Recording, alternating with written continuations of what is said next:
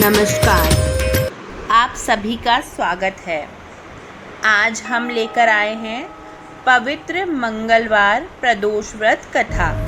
जो भी श्रद्धा से इस कथा को सुनता है उसके जीवन के सभी दुख दूर होते हैं और भगवान शिव की कृपा प्राप्त होती है। तो आइए सच्चे मन से कथा प्रारंभ करें। वीडियो को लाइक करें और चैनल को सब्सक्राइब जरूर करें। बीच में कथा छोड़कर बिल्कुल ना जाएं, अंत तक बने रहें। यदि भक्ति और विश्वास आप में है भगवान के प्रति तो आज आपकी सारी मनोकामनाएं ज़रूर पूरी होगी। प्रदोष व्रत भगवान शिव को समर्पित होता है। यह व्रत मंगलवार के दिन आया है तो इसका महत्व कई गुना बढ़ जाता है। इस दिन व्रत रखने और कथा सुनने से कर्ज से मुक्ति, शत्रुओं का नाश और जीवन में सुख शांति आती है। तो इसी के साथ हम भोलेनाथ का स्मरण करते हुए कथा को प्रारंभ करते हैं। ओम नमः शिवाय, ओम नमः शिवाय, ओम नमः शिवाय, ओम नमः शिवाय, ओम नमः शिवाय। बहुत समय पहले की बात है। एक नगर में एक निर्धन ब्राह्मण रहता था। उसकी एक पुत्री थी जो बहुत ही सुशील और सुंदर थी, लेकिन ब्राह्मण बहुत गरीब था, इसलिए वह अपनी बेटी का विवाह नहीं कर पा रहा था। एक दिन वह ब्राह्मण बहुत दुखी होकर भगवान शिव की आराधना करने लगा। उसी समय वहाँ एक महात्मा आए। उन्होंने ब्राह्मण से कहा, हे ब्राह्मण, तुम मंगलवार के दिन प्रदोष व्रत करो और भगवान शिव की कथा सुनो। ब्राह्मण ने वैसा ही किया। हर मंगलवार को वह व्रत रखता और सच्चे मन से भगवान शिव की पूजा करता। कुछ समय बाद भगवान शिव उसकी भक्ति से प्रसन्न हुए। एक दिन धनवान और सुशील युवक उस ब्राह्मण के घर आया। वह उसकी पुत्री से विवाह करना चाहता था। ब्राह्मण बहुत खुश हुआ। उसने अपनी बेटी का विवाह उस युवक से कर दिया। विवाह के बाद वह युवक अपनी पत्नी को लेकर अपने नगर जा रहा था। रास्ते में कुछ डाकुओं ने उन पर हमला कर दिया।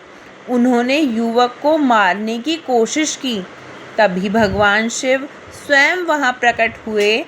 उन्होंने डाकुओं का नाश कर दिया और उस युवक की रक्षा की। युवक और उसकी पत्नी सुरक्षित अपने घर पहुंच गए। इस प्रकार ब्राह्मण के प्रदोष व्रत और शिव भक्ति के कारण उसकी पुत्री का जीवन सुखमय हो गया। हर हर महादेव, जय भोलेनाथ। तो भक्तों, देखा किस प्रकार शंकर भगवान सब और से हमारी रक्षा करते हैं। महादेव जो भाग्य में लिखा है वही नहीं देते, जो भाग्य में नहीं लिखा वो भी दे देते हैं। तो इस कथा से हमें संदेश मिलता है कि सच्चे मन से भगवान शिव की पूजा करने से हर संकट दूर हो जाता है। जो भी व्यक्ति मंगल प्रदोष का व्रत करता है उसके जीवन में कभी दुख नहीं रहता। इसी प्रकार पूर्व काल में एक पुत्रवती ब्राह्मणी थी। उसके 2 पुत्र थे। वह ब्राह्मणी बहुत निर्धन थी। देवयोग से उसे एक दिन महर्षि शालिंडल्य के दर्शन हुए। महर्षि के मुख से प्रदोष व्रत में शिव पूजन की महिमा सुनकर उस ब्राह्मणी ने ऋषि से पूजन की विधि पूछी। उसके श्रद्धा और आग्रह से ऋषि ने उस ब्राह्मणी को शिव पूजन का उपयुक्त विधान बतलाया और उस ब्राह्मणी से कहा, तुम अपने दोनों पुत्रों से शिव की पूजा कराओ। इस व्रत के प्रभाव से तुम्हें 1 वर्ष के पश्चात पूर्ण सिद्धि प्राप्त होगी। उस ब्राह्मणी ने महर्षि शालिंग्य के वचन सुनकर अपने बालकों के सहित नतमस्तक होकर मुनि के चरणों में प्रणाम किया और बोली, हे ब्राह्मण, आज मैं आपके दर्शन से धन्य हो गई हूँ। मेरे ये दोनों कुमार आपकी ही शरण में हैं।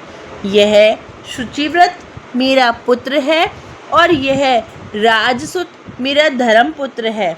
ये दोनों बालक आपके सेवक हैं। आप मेरा उद्धार कीजिए। उस ब्राह्मणी को शरणागत जानकर मुनि ने मधुर वचनों द्वारा दोनों कुमारों को शिवजी की आराधना की विधि बताई। तदंतर वे दोनों बालक और ब्राह्मणी मुनि को प्रणाम कर शिव मंदिर में चले गए। उस दिन से वे दोनों बालक मुनि के कथानुसार नियम पूर्वक प्रदोष काल में शिवजी की आराधना करने लगे।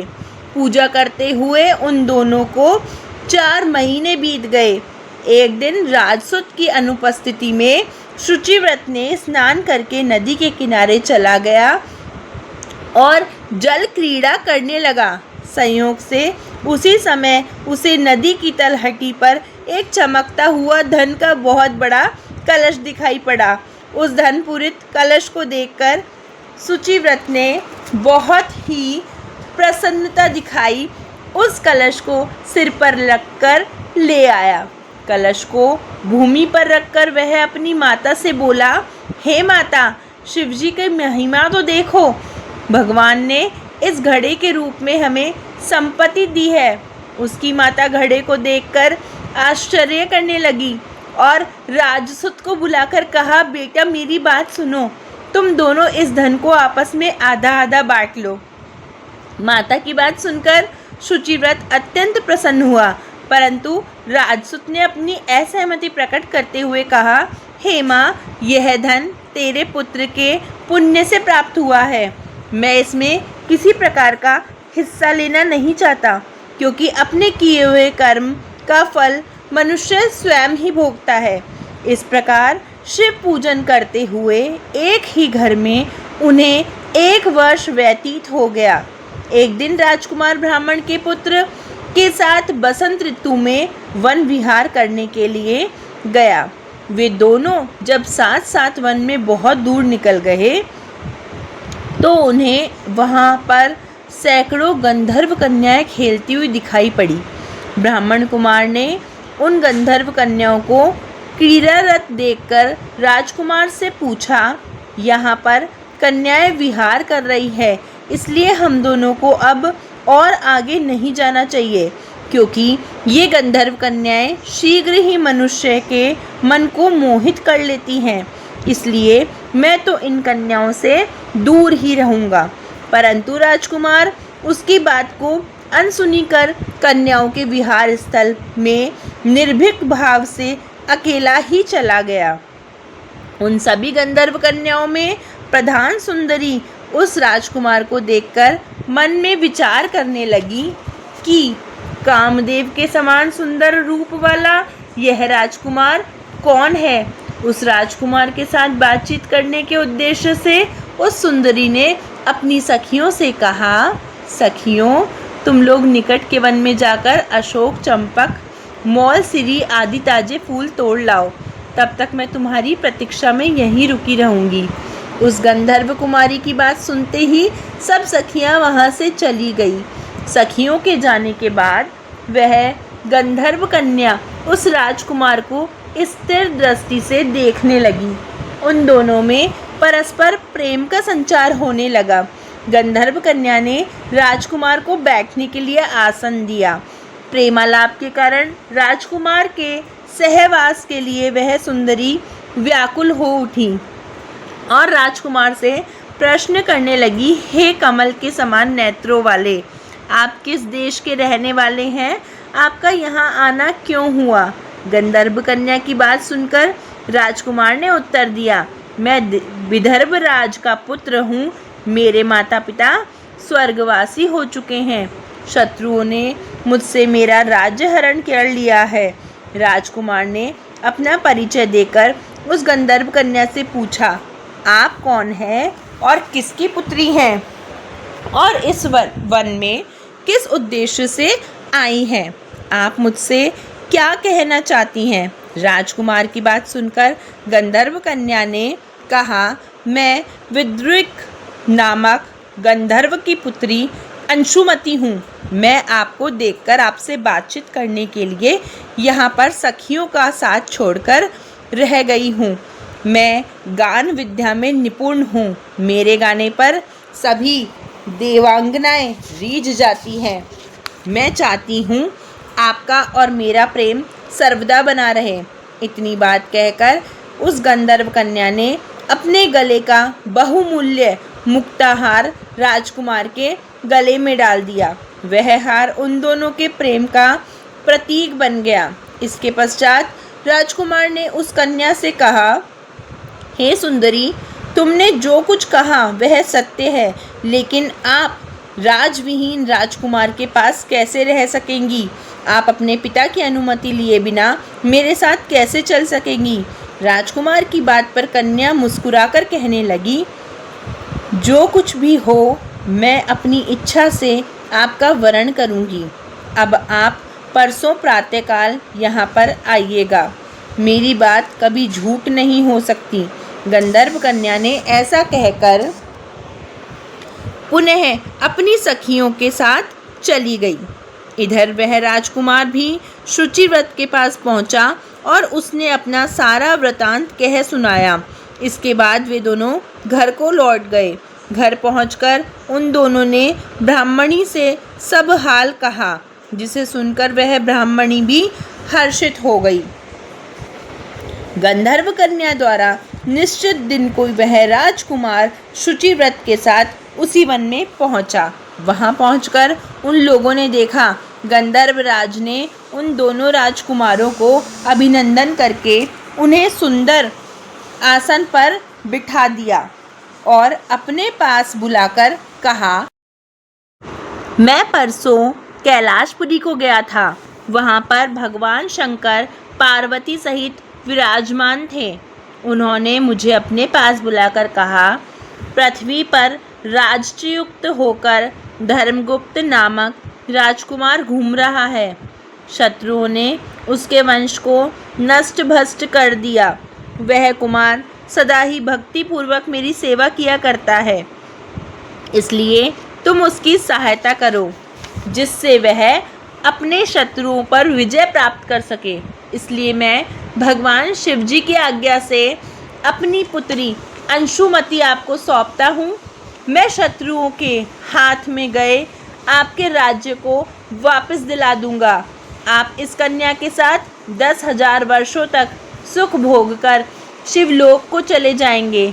शिवलोक में जाने पर भी मेरी पुत्री इसी शरीर से आपके साथ रहेगी। इतना कहकर गंधर्व ने अपनी पुत्री का विवाह राजकुमार के साथ कर दिया। दहेज में अनेक बहुमूल्य रत्न, वस्त्र, रथ आदि प्रदान किए। इसके अतिरिक्त दास दासियां तथा शत्रु पर विजय प्राप्त करने के लिए गंधर्वों की चतुरंगिनी सेना भी दी। राजकुमार ने गंधर्वों की सहायता से शत्रुओं को नष्ट कर दिया और वह अपने नगर में प्रविष्ट हुआ।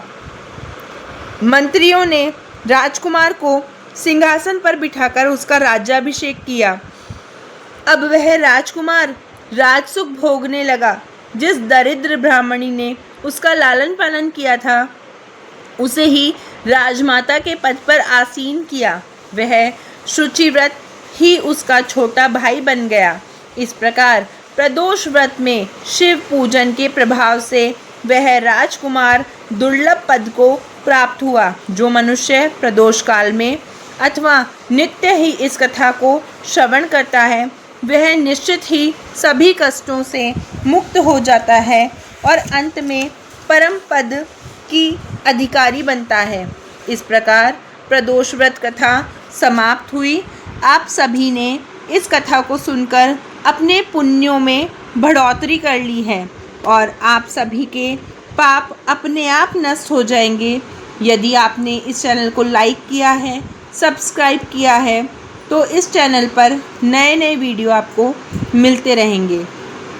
आगे हम जानेंगे कि प्रदोष व्रत के लिए क्या करें और क्या ना करें। प्रदोष व्रत के दिन व्रत करने से आपको कर्जों से मुक्ति मिलती है, आपके सभी पापों का नाश होता है। मंगल प्रदोष व्रत करने की विधि: सुबह स्नान करके व्रत का संकल्प लें, पूरे दिन उपवास रखें, शाम के समय भगवान शिव की पूजा करें, बेलपत्र जल दूध अर्पित करें, ओम नमः शिवाय मंत्र का जाप करें। जो भी इस कथा को श्रद्धा से सुनता है, भगवान शिव उसकी सभी मनोकामनाएं पूर्ण करते हैं। यदि आपको मेरी कथा पसंद आई हो तो इसको लाइक और सब्सक्राइब करके जाएं, ताकि आपको नए नए कथाएं सुनने को मिलती रहे और आपके पुण्यों में बढ़ोतरी होती रहे। जय श्री राम।